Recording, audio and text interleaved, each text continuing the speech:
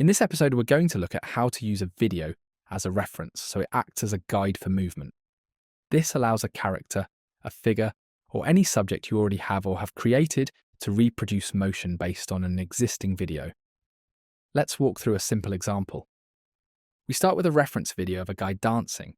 The goal is to use that video as a kind of motion blueprint, so another character can move in the same way. First, we choose our video model.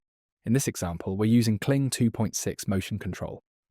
Next, we upload our dance video from our laptop into the video reference slot. This video will guide the movement and rhythm. Now we add the image we want to animate.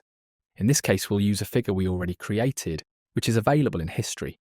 We simply drag that image into the image reference slot.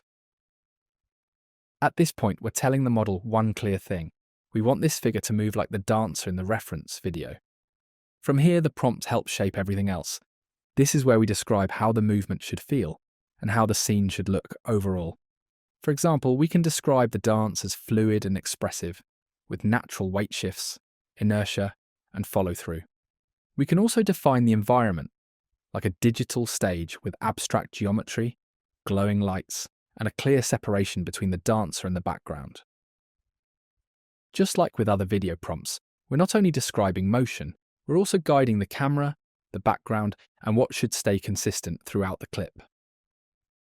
Once the prompt is ready, we set our video settings.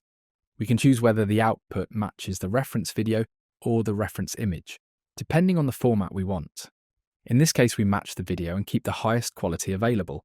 With this model, the final duration depends on the reference video and typically ranges between 3 and 30 seconds. Even so, it's always a good idea to clearly mention the intended duration in the prompt to reinforce what you want the model to produce.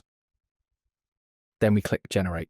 The result is a character that follows the movement of the reference video, while its look and environment are shaped by the image and guided by the prompt. Using video as a reference opens up a huge range of creative possibilities. You can transfer motion, rhythm, and performance onto almost any character or figure you imagine. In the next episode, we'll look at how to combine different types of references to add even more consistency and control to your videos. That's it for this one. We'll see you in the next.